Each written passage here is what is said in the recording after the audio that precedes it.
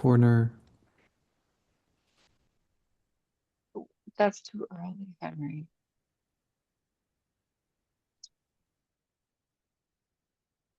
Is the I'm ready side to by go. side a speaker? Yeah.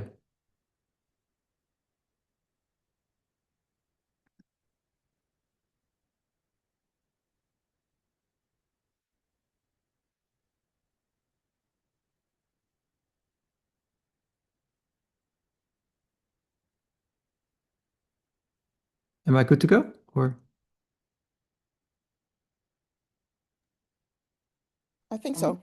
You can go. My apologies. I'm just trying to still figure it out, but go ahead. You are recording now. We'll okay. edit this out.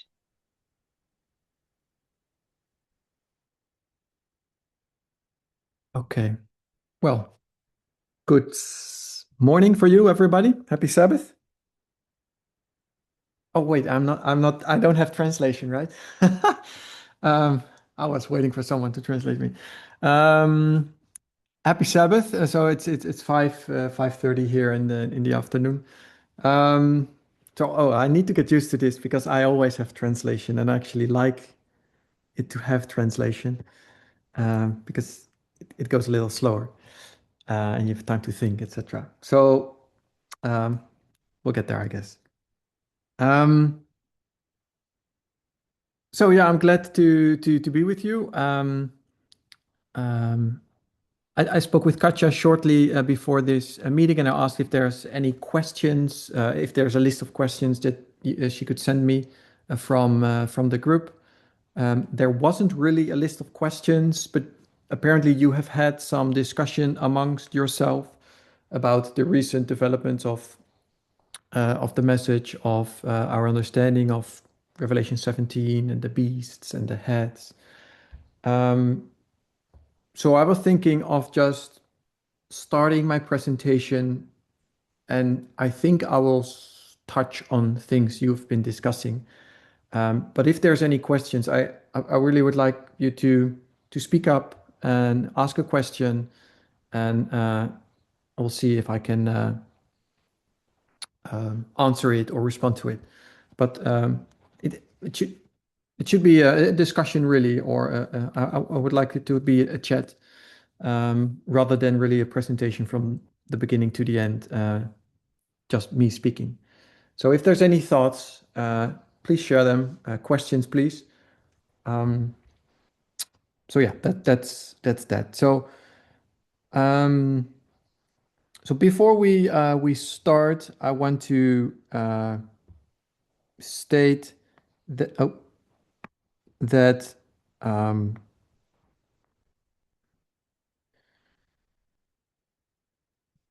that we deal with a few definitions.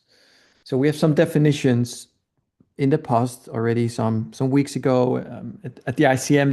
They introduced the definitions of the woman, the head or the heads, and the beast. So I want to the definitions that we defined back there and that we have been using since then. I want to use them as the foundation of our study. It's not that they are not. It's not that you cannot question them or ask questions about the definitions, but that's in my mind the foundation of some of the things that I'm going to say. Um, so a woman, we're saying, is an entity or something with an ideology.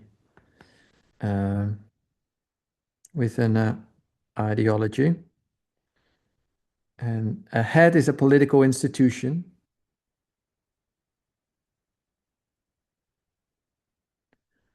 With power.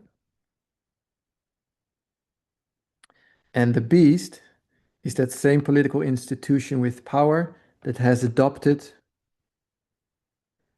the ideology of the woman. Are there any questions about those definitions? And if you don't have it now, you can do it later, but Um, I, I I want to use those definitions as we continue or as the foundation of our study. Sure, So, I have a question, Aryan. mhm. I Sure. think this is one of the questions that came up in our discussions, previous discussions. Um, is it the ideology that makes the head a beast? So does it become a beast because it's being ridden by the woman?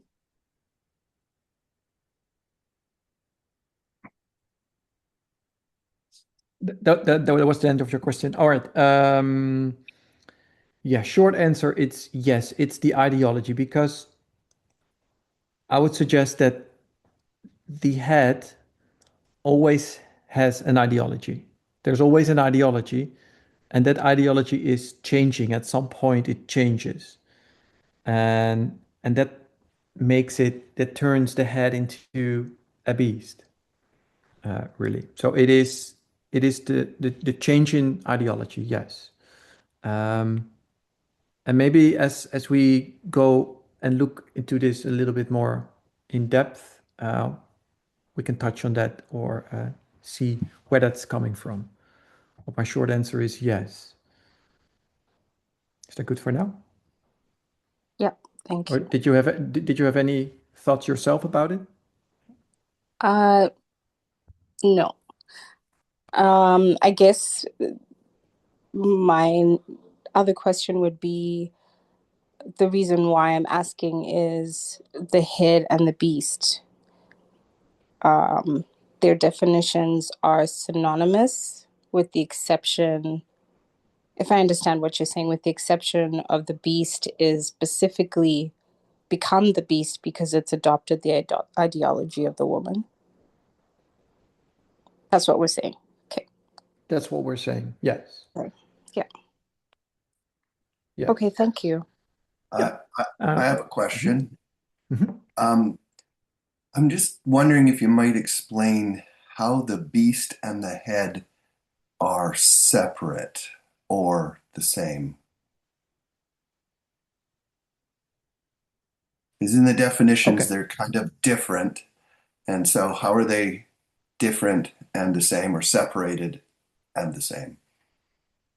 Yeah, I get it. Okay. So when we go to Revelation 17, you're probably familiar with those verses in where um, it's verse 10 and 11. So with Revelation 17, 10. 17:10 talks about the seven heads.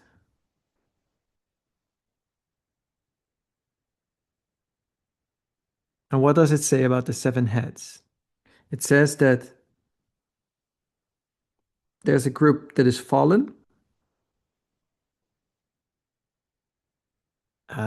There is one that is, and one that is not yet come. So I'll say it comes. So we're saying this is past, present, future from the perspective of Revelation 17. So present in Revelation 17. What is the present in Revelation 17? Anybody? 1798. 1798. Yeah. So that's 1798. Exactly.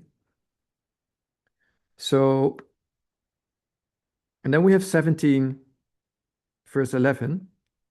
And 17 verse 11 is basically a repeat and enlarge of verse 10, but also it's not. It's talking about the beast.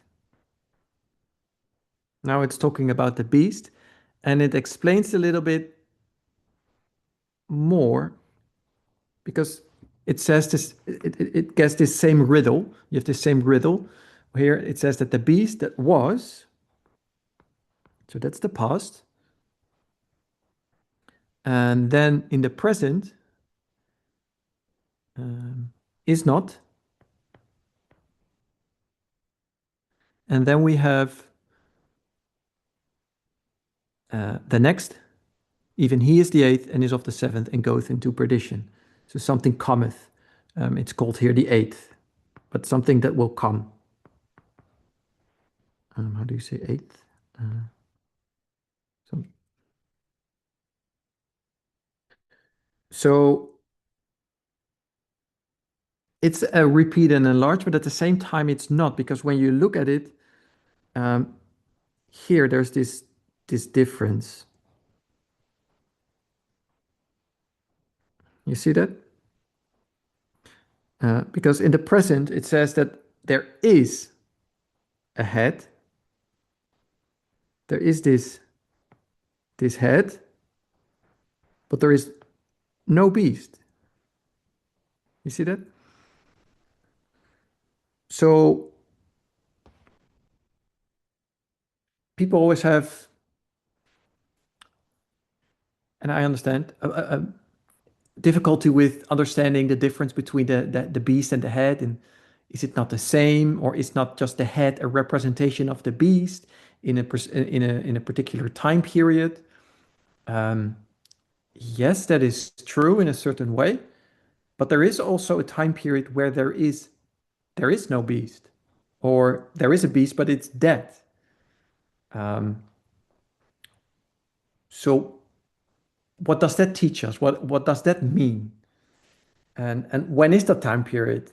It's the time period of the present in 1798. In 1798, so Revelation 17, the present is 1798, and in that present, there's no beast. The beast is dead, but there is a head. So we know that the present is 1798. We also know when we go to Revelation 13. If we go to Revelation 13, for example, then it talks about a lamb that rises up out of the land. So we have those, we have the sea beast, or we have a beast here, the first beast. We call it that way first. We have a lamb,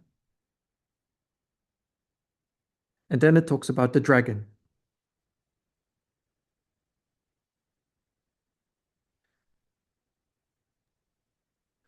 So, Arian, and also, sorry, yeah. would you be able to throw the wound into your chart? Could you repeat that again? What about the wound? You know how one of the heads is wounded to death? Uh-huh. Can you put that in your chart as well? 17, you mean 1798, the deadly wound? Correct. Like the reason the wound is interesting to me is because like the first five kingdoms, they rise and fall, right? Mm-hmm. And it doesn't describe them as getting wounded, but essentially Babylon rises and then, gets wounded and falls, or gets killed and falls, or whatever.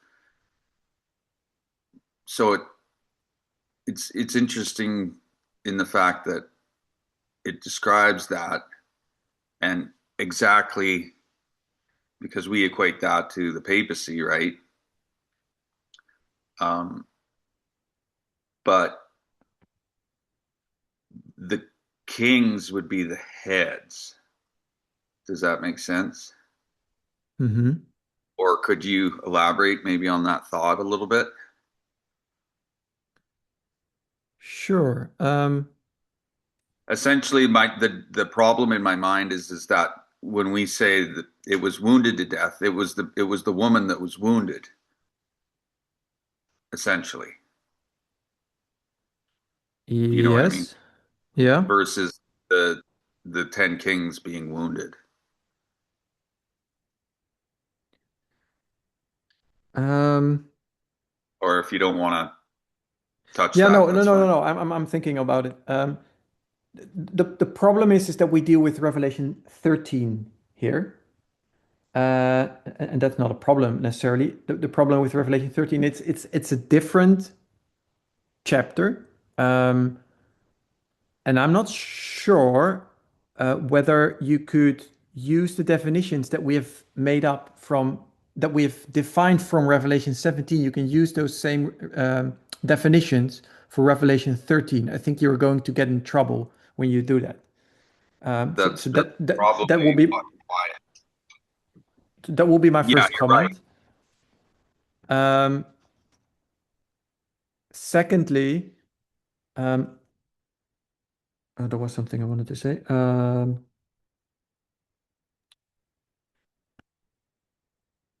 I guess in my mind, my question was, is not like everything we know is that it's part of the was, essentially. But Yes, but it doesn't continue. It does not continue. anyways, I'm taking you off track. I think Yeah, I'll leave no, it. You're right. A different chapter gets weird. yeah, I think that's where Revelation 13 becomes. I'm not saying that. I mean, it's an important chapter and something we need to deal with. But I think that the primary one we should focus on is 17. And if we developed definitions from 17, and I don't think we can blindly take them into Revelation 13 and apply them there. I think we get into trouble when we do that. So Revelation 13 is on its own. Uh, there's no woman in Revelation 13. For example, it's not there. She's not described there. Um, so it's a little more complicated than that, I guess. Um, but I understand I understand your. There was something that came to my mind when you spoke, and it slipped. So maybe it comes back as we talk. Um, Something I wanted to say, but um,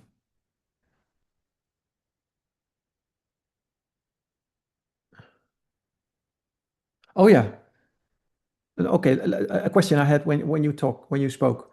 Um, the deadly wound in your mind. Does that mean it? Does the deadly wound? Does that mean it's killed in your mind, or is it hurt? Uh, well, like in my mind, before I would think that the when it's deadly wounded, that's the is not,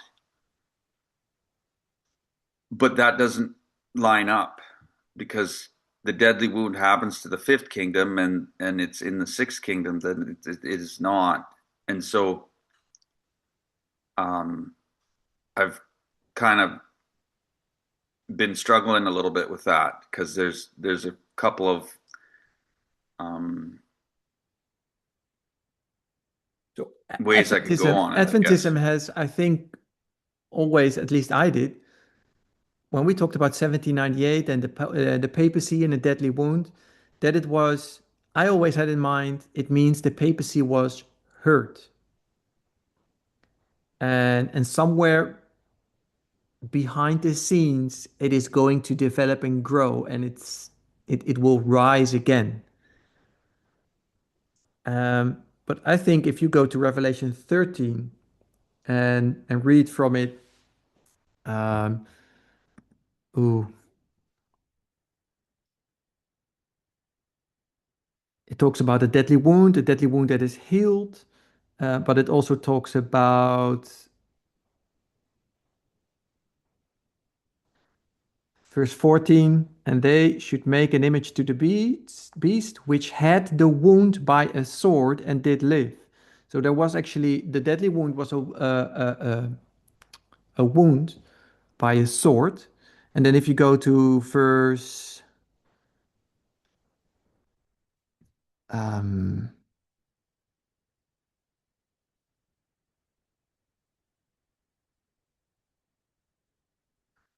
13,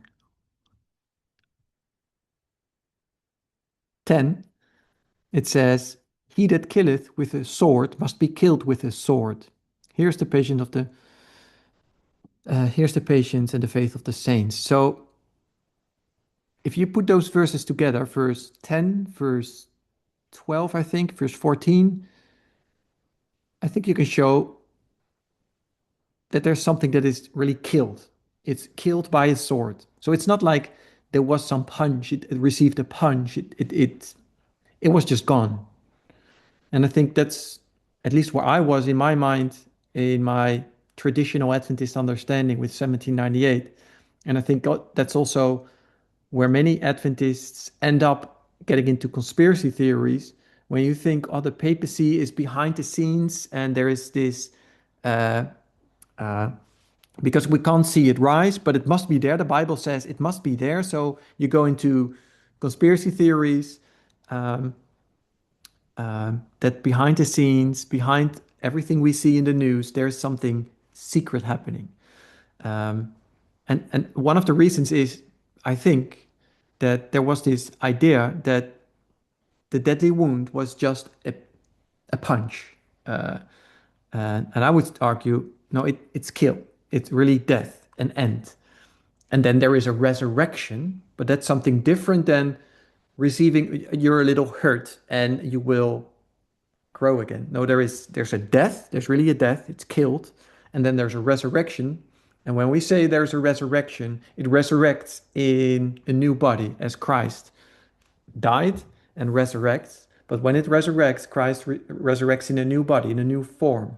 And so we also say the resurrection of that fifth kingdom is going to look completely different. And as traditional Adventists, we have been thinking about, oh, this is the resurrection of the papacy or the rise of the papacy again. It's this sleeping, hurt papacy that received a wound in 1798. It was hurt. It limped a little bit. It wasn't healthy, but it became more healthy through time. And now we're waiting for the time where it's going to be strong again, and it will be resurrected. Um, no, that's not how I see it now. I see it, no, it was killed, and there will be a resurrection of that fifth kingdom, of that fifth uh, institution, basically. This the system that was there is going to be rising up again, but in a completely different way. It's going to be a resurrection of the old into something new, in a new form, in a new body. Um, and in between, there was not this beast, as according to Revelation 17. So when we talk about the definitions of Revelation 17, the beast here is, um, you could argue, well, there's seven heads and they are just the same thing as the beast. But then you get into trouble in the sixth kingdom because there is no beast in the sixth kingdom and there is a head in this in the sixth kingdom. So there is a distinction between the head and the beast. That you get that from those two verses, and we need to deal with that. If we make it superficial, if and I understood that that was a part of the discussion that you had in the group, is that if you have the seven heads and the beast, um,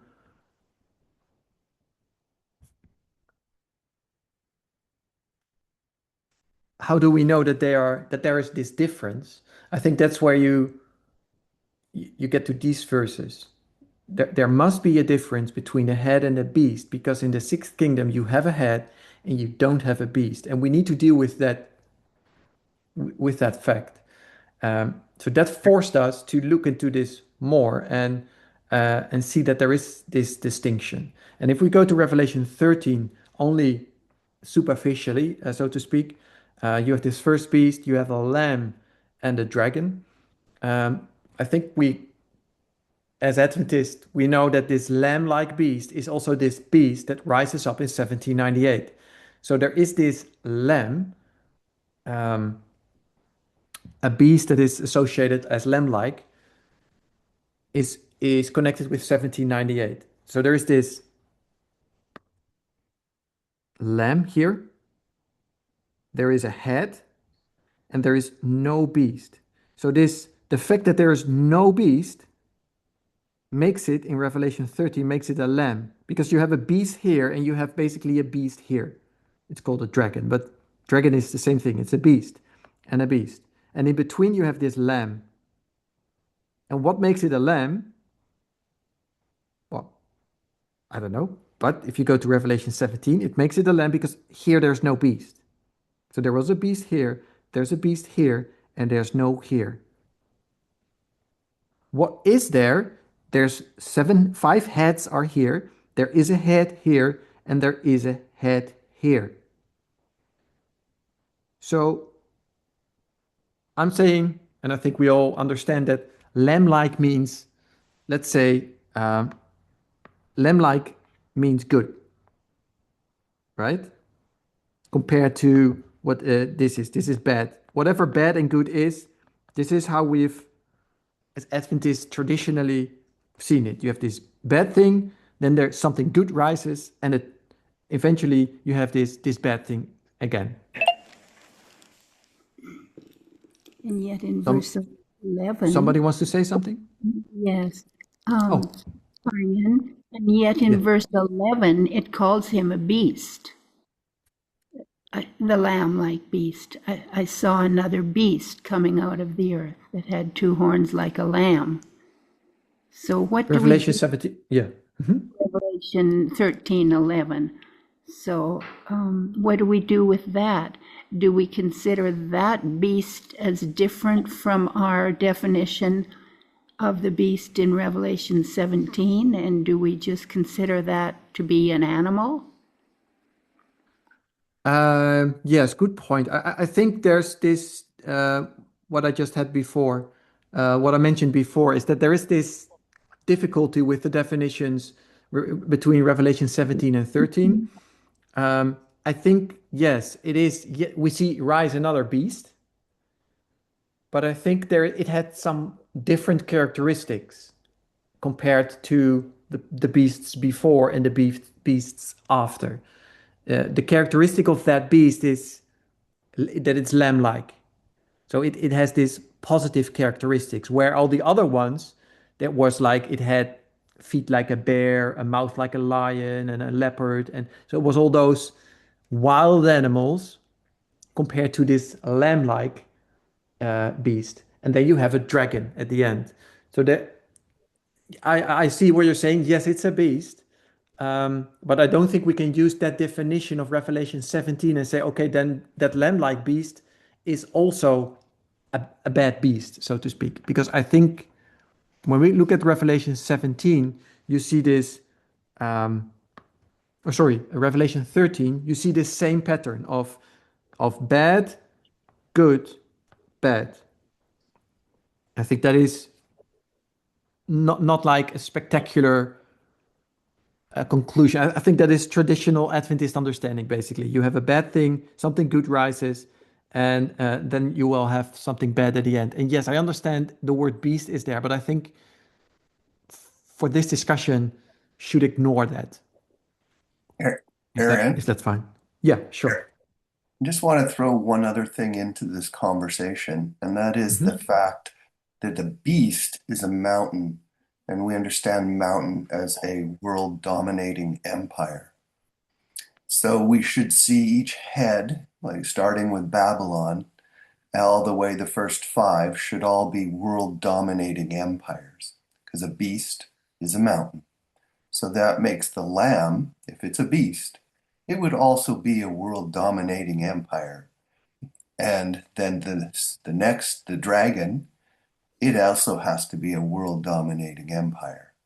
So when the lamb, we call that the 6th kingdom, changes into the 7th kingdom, which is also the US, and now the US goes, you're suggesting that the lamb or the US goes from not being a world dominating empire to being a world dominating empire.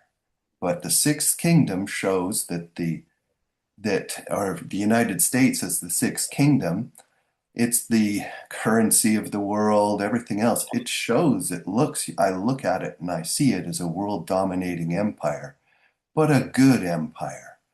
So I have a lot of trouble seeing the lamb as not a legitimate beast because it fits the definition of being a mountain.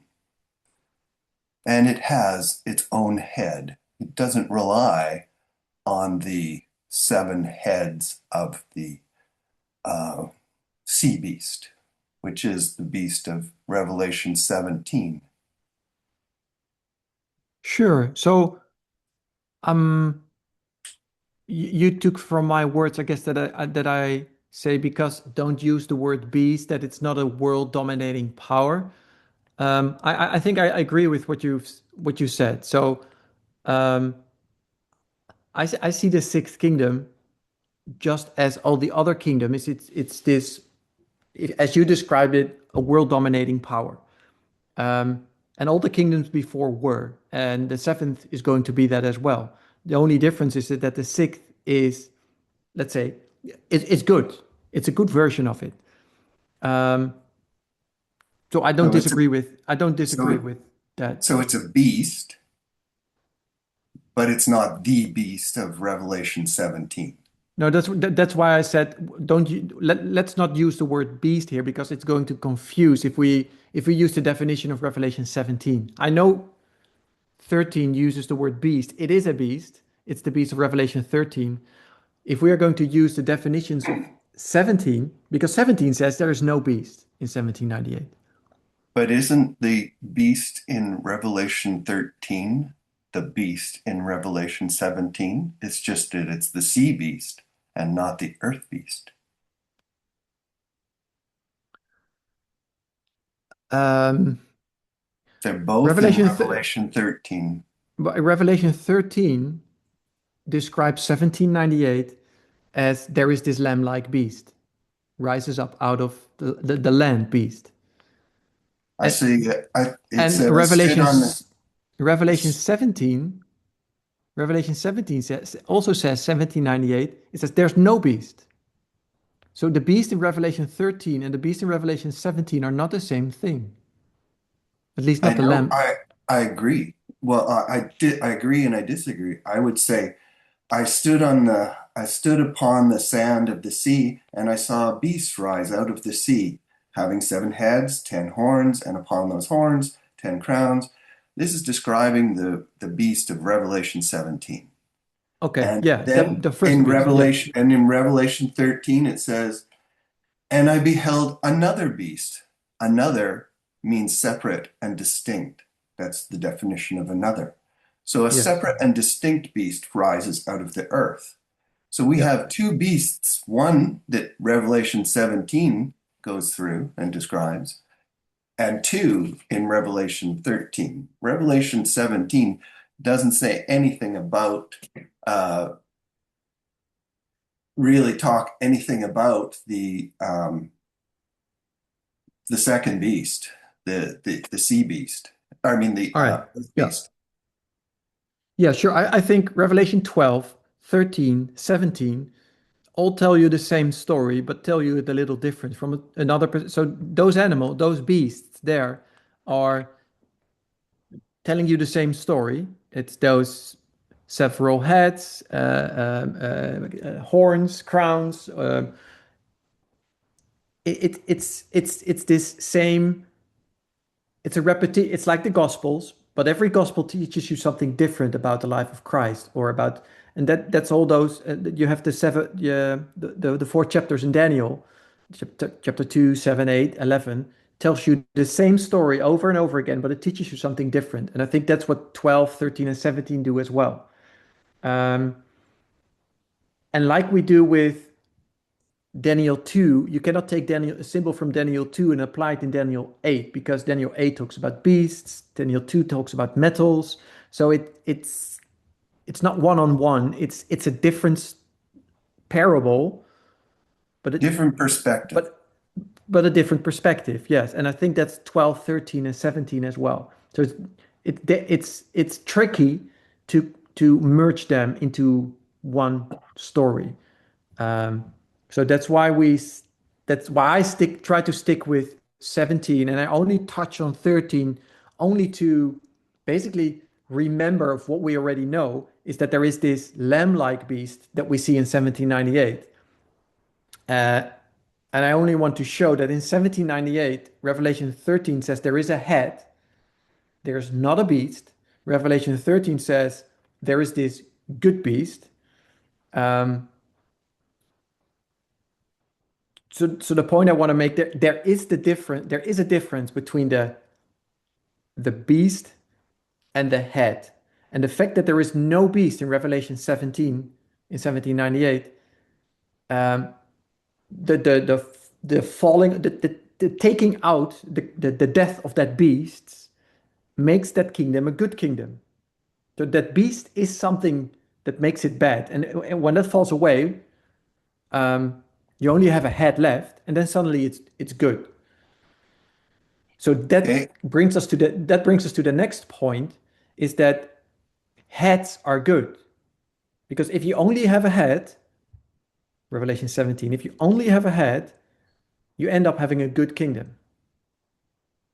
I have a That's question. Sorry, I have a question about the is and the is not. So this is the head being alive and the body being dead. Is that kind of what we say? I know that's the picture.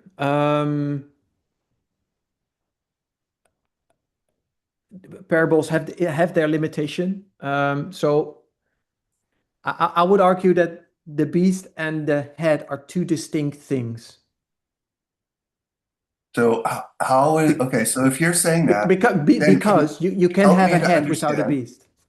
So if you're saying that they're two separate things, help me to understand what that looks like in another dispensation, let's say Babylon. How is the Well, head separate from the beast in Babylon? just as it is in the sixth.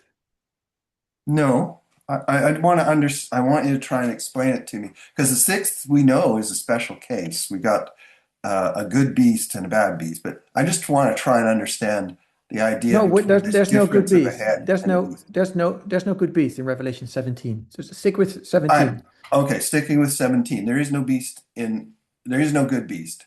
There's no good beast. There's just a head. There's just a head. No, there's a beast with seven heads. Yeah, but it's dead in 1798. It's Correct. not. It's So not. It says verse 11. It says it's not. correct. I agree with that. I agree with that. But I agree. I see. I have trouble. You even said it today. You said we look at death and resurrection, and we see Christ as a model for death and resurrection. So if we see Christ as the model for death and resurrection, then we see that he was born and he lived, so he was until he died at the cross. And then we'll say he is not. There's a time period when he doesn't exist on earth. And Elder Parminder even argued that at Christ's death on the cross, he died the second death because he had the sin of the world on him. And so he was blotted out of existence. So on his death, he's completely blotted out of existence. He doesn't exist on the earth in any form or fashion, and he certainly doesn't exist at all because he's blotted out of existence. And then he resurrects, he comes back to life, and he has a new body, like you described. So for me, the model of death and resurrection is this. This is the model.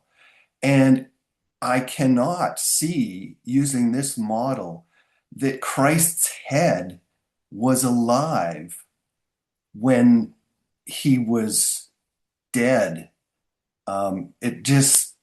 There is nothing you can say because I have that model for death and resurrection, and I don't think you can come up with another model except the verse 10 and 11 that might suggest something else for what is not means. Is not to me means that you are blotted out of existence for a time period. And I would say that both the head and the body are blotted out of existence for a time period. That's the only way I think I can see this. Okay, I get it, but that's not in agreement with verse 10, because there are seven heads, and I agree with and you. I and think the there. model is wrong. And I What can model? demonstrate the model that why your model that you're suggesting here is wrong, Yeah. and that there is a correct model. Okay. Interesting. And that's what you just explained. Yes, Okay. Based on Christ, because you're saying the head of Christ was was not not gone, alive. was not I'm alive. I'm What is the saying head that of Christ? What is the head of Christ? his head, like you have a head. We could say it in this way too. All of the people that have ever existed, like, your great grandfather, he is going to be resurrected at some point. Either it's the first resurrection or the second resurrection. So there's a period of time when he does not exist on this earth. He was, and then he died. He doesn't exist until he is resurrected. His head is not alive because that suggests something other than our understanding of what death means. Sure, okay. But then you make the head and the beast the same thing and interchangeable, because and you take that beast, it has a head, um, so you cannot have a head without a beast in that model that you have. Correct. Correct. Okay. Well, I, I'm trying. I'm using the model of Revelation 17 in this discussion. So maybe in your application that might work. But if you I think go I'm to it, using Revelation 17 as my model for this. because Revelation 17 teaches you that there is a head, but there's no beast. No, not exactly. It That's what basically, when I it have says here. it was wounded but did live, like the dead That's lady. Revelation 13. That's not Sorry, Revelation sorry, 17. sorry. You're right. It Revelation says 17. Revelation 17 says there is a head. There's seven heads, and in 1798 you have a head, but there's no beast. I completely agree with that. So, let's continue on that model. Okay. So you have five. You want to write it out the way, No, just put a it's here. line. It's here on the screen. Okay. You have Five that were fallen was. fallen. Your one there is a head. No, I don't say the is there. That's what the You're verse reading says. it wrong. I suggest you're reading it wrong. Okay, well then, okay, So, sure, so just let me explain how I would read it. Five was, sure. is not, is to come. Eight. So there are four. Pardon? That makes it eight kingdoms, eight world dominating empires, seven belonging to one group, eight in total. Eight. Eight in total. Okay. Murray, Yeah, I think we possibly want to allow Aryan to continue. sure. I would just toss in one comment, if I may, in terms of um, your model using Christ's example. Um, his head and his body both not existing. Um, it's how how one defines head, and even those who are resurrected again at the end of the millennium to have the execution of, in essence, the second death. um, there is something that has continued that could possibly be symbolized as head, the mind, the essence of the person, whatever. But I think that's a different conversation, and we possibly want to let Aryan continue at this point. And I He's just make noted your yeah, your I will interpretation. I will sign off, but I'll just comment on your comment. We know from the uh, study of the nature of a person that our body is just our house and we are spiritual beings. And so I understand that the body um, and us are separate things. So the body can be dead, but we're asleep during that time period. But I'll stop and I'll let you guys continue. Can I add something quickly? Sure. Uh, uh, just just to understand is that when we talk about the head and the beast, we are talking about entities, but you, Marie, you are talking about individual. So I think that we are looking at two different models here as well. And I can support my claims for an entity, and I would suggest you would take Israel, ancient Israel, it was, and then ancient Israel went into captivity. It is not, and then it resurrected again. It is again. The is comes after, but there's a time period on this earth when ancient Israel didn't exist. So if you want to look at it not as a person, you're saying that the model I used of death and resurrection of Jesus doesn't fit because he's a person. I'll give you the model of ancient Israel, death and resurrection. And the resurrection comes at the third decree. And that starts the countdown for the 2,300 days and the 490 years, the 70 weeks. So I can support it with not using Christ as well. okay, just want to not to give back some time to Aryan. But I think what it's important is that we try to remain within the same chapter without going into any other things, because what we've learned is that a chapter should be able to stand on its own. We're not supposed, we are, it's supposed to be its own witness. So once we have those foundation here, then we can look at other places. So I think it's important that we have those other models, but uh, just wonder how they fit then into the context of Revelation 17. So I mean, it's more thoughts into more things to look at for sure.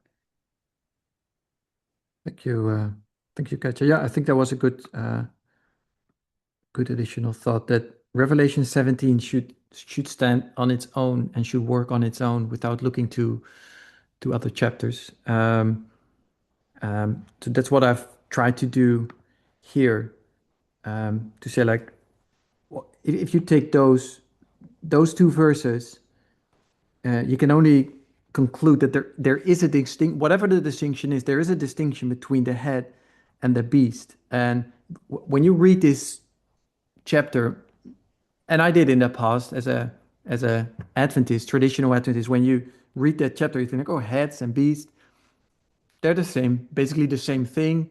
Uh, you have the devil that is whatever showing up in seven different forms, and that those seven forms, they can never be disconnected from the devil. Whatever crazy ideas we've had, I think really going into the verses, and especially those two then here in this particular case, shows you that the head and the beast are can stand on their own also.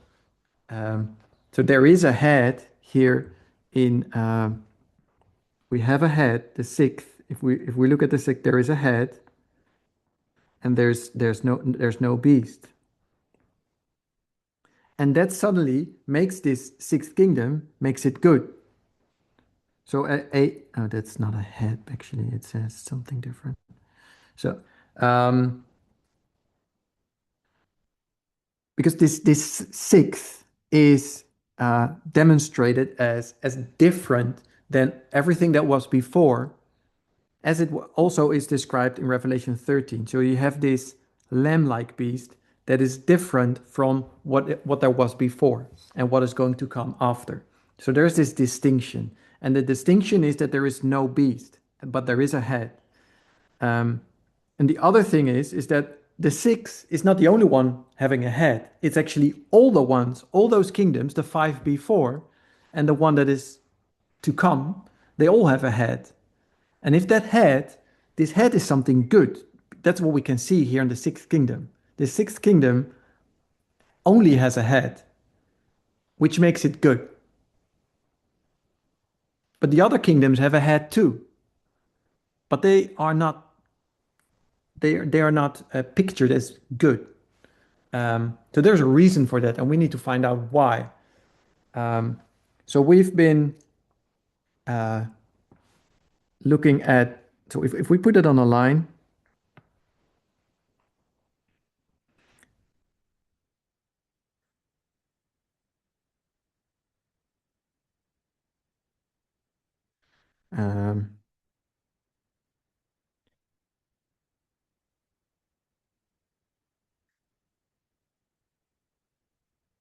so these are the seven kingdoms.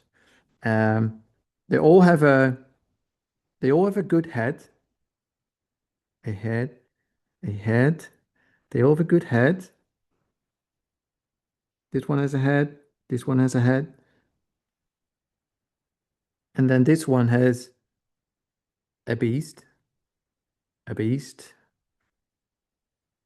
5 beasts are fallen. One is not, and the other one is yet to come. So there is this basically good and bad element in those kingdoms. And if one falls away, or is not there, or is dead, then this kingdom is good. So then we look at the sixth kingdom. What is the sixth kingdom? We know the sixth kingdom is the kingdom that rises in 1798. It's what Anna White describes as the USA rising in 1798. It has 2 horns. It's described as republicanism and Protestantism.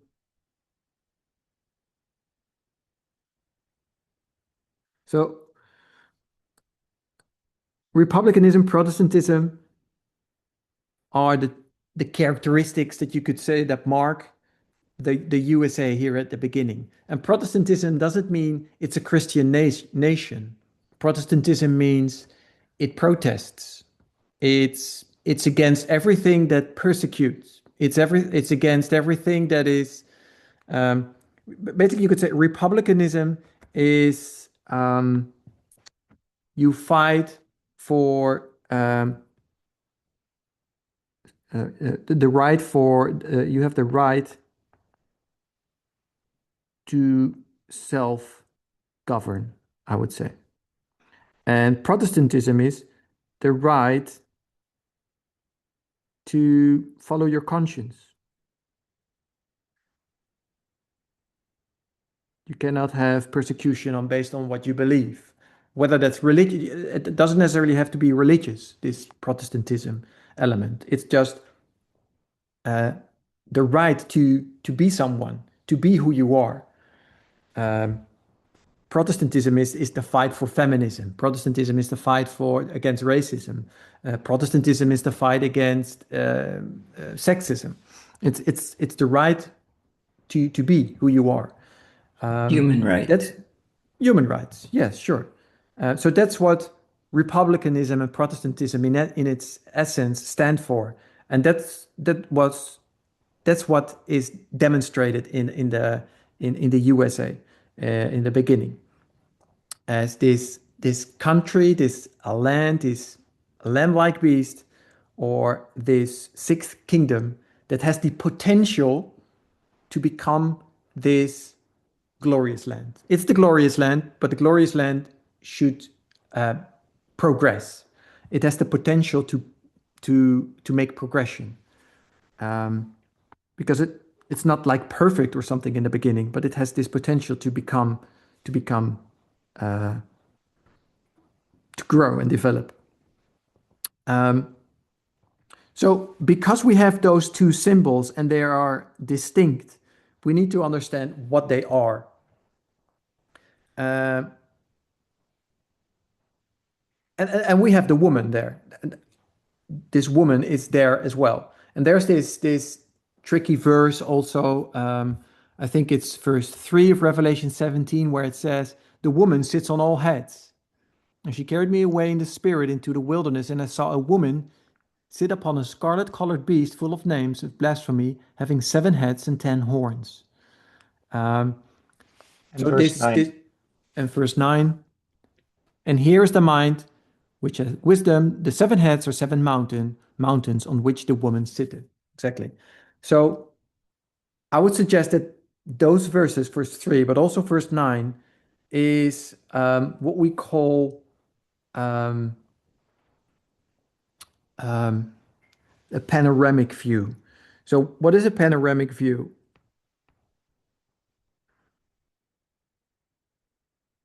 So you have a panoramic view. A panoramic view is you demonstrate something that is, you demonstrate something from the beginning to the end, and you demonstrate it in such a way that it doesn't change. It's it's uh, it's a beast here, and it's a beast here, or it is yellow here, and it's yellow here, whatever. You know, panoramic means you you give a perspective from the beginning all the way to the end, but it is what you see at the beginning is also at the end, and what you see at the end is also at the beginning. It's this alpha and omega perspective. If you have a beast at the beginning, there's a beast in the middle, and there's a beast at the end. There's yellow all the way through. It's a perspective different than this dispensational view. If you have dispensational, you look at the same time period, but it says 5 are fallen in this time period. Here, there's none, and here, there's one again. That is dispensational view. So you look at the same time period, but the symbols or the elements in that story are not always the same. So in this time period, here, there's this beast. There's no beast here, and there will be a beast here. So this is not panoramic view. Although it's talking about the same time period, it's not a panoramic view. So as it is described in verse 3, you have this woman, and it sits on the beast, and it has 7 heads and 10 horns. Or I think in verse 18, "And the woman which thou sawest is that great city which reigneth over the kings of the earth." You know, if you look at verse 18, and you see, oh, this is the time period of the kings of the earth. So this is the the time period of the 7 kings, the 7 kingdoms. According to verse 18, the woman sits always on top. There's a woman here, and there's a woman here. and there's a woman all the time in there. So that's panoramic view. It doesn't look at specific times in that time period, and but it gives you a perspective, a broad perspective, and it's the same from the beginning all the way to the end. And so that's what makes those verses tricky, because you have verse 18 here, you have verse 9, verse 3. Um, um, Verse 18, you could argue, well, the woman always sits there. It's always riding on the kings of the earth. It's always in control. I got a question. And yeah, Okay, just going back into that picture there with the heads and the beast, go a little bit further up, right there. So could we put a woman under each one of those categories with the heads? But the difference is because it's a beast that the ideology of the woman could not be enforced.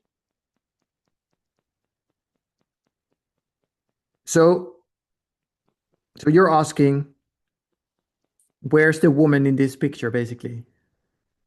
In other words, could it be that the woman is also still in the sixth because it's riding all the heads, but it can't be enforced because the beast isn't present because that's the enforcement of the woman. So it's not, I see what yeah. you're saying. Yes. So yeah, to know where the woman is in the story, we need to know what she is and what she wants. So we have 7 heads, and those 7 heads represent 7 kingdoms. Those 7 heads represent 7 kingdoms, and those kingdoms are good kingdoms. 7 heads, because a head, that's what we learned from here. That's what I learned from here, from this story here. I learned that a head is a good thing, because the 6th kingdom only has a head, and the 6th kingdom is represented as a good kingdom. So the head is good, but there's not one head. There's 7 heads. So all the 7 heads are good things. So the 7 kingdoms, the 7 heads, a head is a kingdom, or the head is a king, or a king is a kingdom. So there are 7 kingdoms, and all those kingdoms are there for good reason. Kingdoms, what's the purpose of a kingdom? What's the purpose of a king? It's to govern.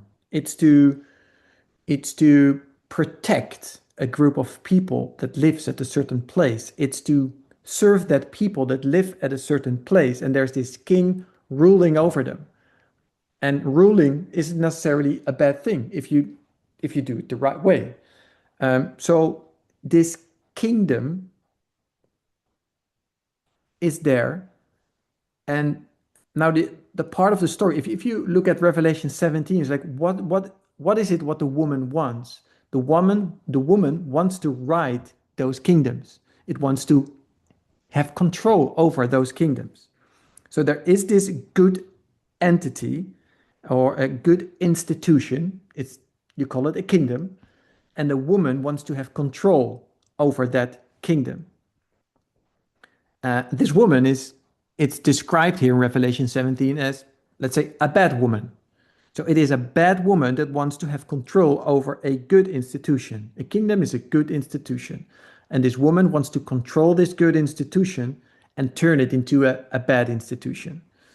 Um, so, So so the that woman. sounds So that sounds to me like the bad woman is there in 6, but she has no control because the beast is dead. sure. Commander says she's on vacation.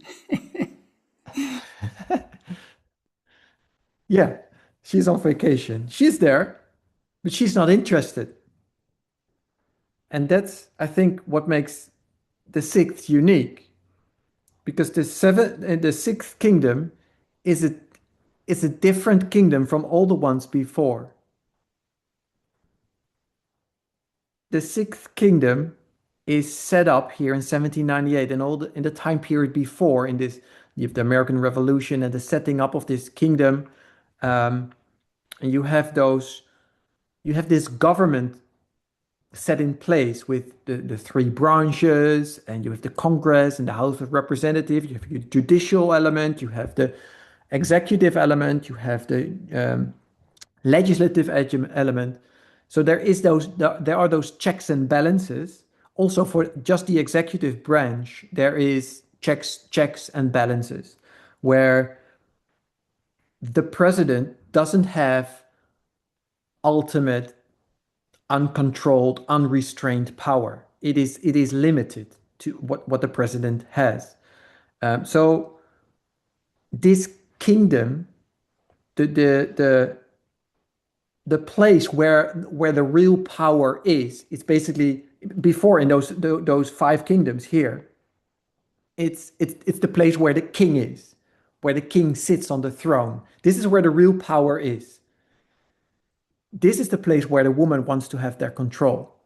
So if you go and look to the sixth kingdom, you're like, where is the real power in the sixth kingdom? It's there where the president is. But the woman, as soon as she saw that throne, she was like, that's not good enough, not for me, because she wants to have control. She wants, she wants to have control over a seat that has unrestrained power, where she can do what she wants. And this throne here in the sixth kingdom, it is well organized, it is protected, it has several institutions that protect it. You have those three branches, the checks and balances. So this seat here in the sixth kingdom, she's not even interested. She's like, oh no, I'm not interested in that seat. I'll look for something else. Or as Elder Parmina said it, you know what? I'll go on a holiday. I'll check sometime later. I'll check it again. So, Arian, sorry to Yeah, interrupt. sure. So, in this sixth kingdom, she's not riding the head. No. Okay, so then how is it that then she only rides six heads?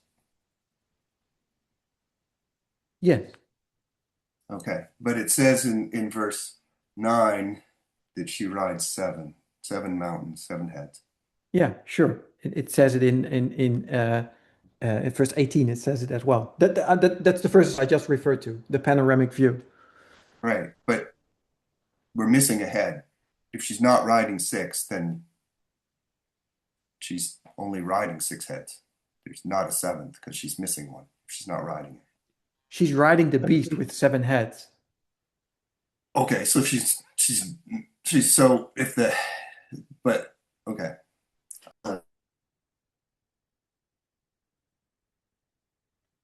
Could we say that the eighth would be that seventh head that it is riding? The eighth is a different story, sure. I don't want to go into the eighth at the moment, but yes, the eighth is a symbol of a resurrection of something new.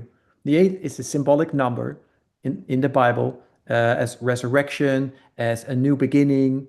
The eighth day was the boys were circumcised. The eighth day is the resurrection of Christ. The eight people in the Ark of Noah entering into a new world. The eighth marks the beginning of something new. It's a resurrection of something old. That's the symbol eight. And the eighth is just the seventh. It's a resurrection of the fifth. And it's called the eighth to show that it's a resurrection of something. It's something new. It's something that comes back. But I don't want to get into that eight in detail. But that's in a nutshell how I see the eighth as because it's seven all the way through Revelation 17, Revelation 7. Oh, sorry, it's the number seven through all the book of Revelation. You have the seven churches, and we also say there is this eighth church. We call ourselves the eighth church, but there's no eighth church there. The eighth church that we say we are, it's the first. It's Ephesus. So you have Laodicea church, the seventh, and then there is this follow-up church, which is not there, but it's there. But it's the first. So it's just a resurrection of something that was before. It's yeah. So you have seven churches, and it's all a chronological, a sequential. They follow after each other. You have the seven churches, you have the seven seals, the seven trumpets, seven heads. It's kingdom after kingdom after kingdom after kingdom, or trumpets, or you have those seals. It's events that are sequential, and so is the seven. Sorry, and so is the seven heads. Their sequential kingdoms follow one after the other, and then there is this eighth mention. It's where it basically says this last one is um, is a repetition or is something new that we've seen before. It's a resurrection of particularly the fifth. But anyway, Aryan, I think just it a was. I quick, think. Oh yeah, just a quick comment. Sorry, I won't. yeah, I I think based on Adventist understanding, even from a long time back, seven was viewed as God's perfect number, completeness, yeah. but also it was looked at eight as, in a sense, sort of being the number that Satan wanted to, uh, I'll just say, work with. Um, I think it broadens beyond that by far, just by what circumcision, seven churches, all the other understandings that we've had. But just wanted to toss that in. Yeah, thank you. And So, can I just say something short? In Elder Perminder's first talk last Sabbath, he was talking about our biases, and I think I'm kind of like that too, and I can relate to Murray. Sometimes we find ourselves reading very literally and the words in a verse, and then we are sort of clinging to our biases and our previous understanding, and yeah. So anyway, I'll just leave it there. Thank you. Henry, you wanted to say something? Oh, I was just going to mention there or ask, okay, so when we're coming to the eighth, do we take the eighth more as a symbol than as in a literal sense? yes, that's how I see it.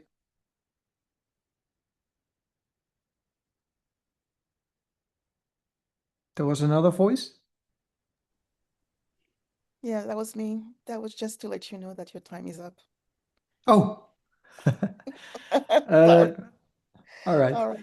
So we can probably take maybe a 10-minute break Sure. and then come back. Okay. Yeah, that's fine. Shall we close with a prayer? Yes, please.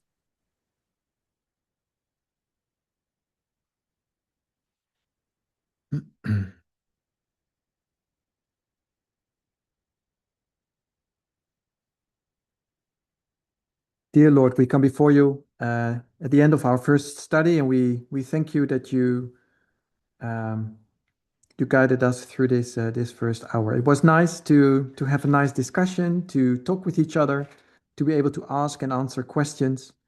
Um, I've asked, Lord, forgive me if I wasn't clear enough or if I haven't used the right words to clarify things. I pray that you help us to let the things that we talked about, let it sink in and help us to uh, digest it and maybe uh, be able to continue our discussion in our second study, in our second hour, in a few minutes. We pray that you continue to be with us also during the break. In Jesus' name we ask and we pray. Amen.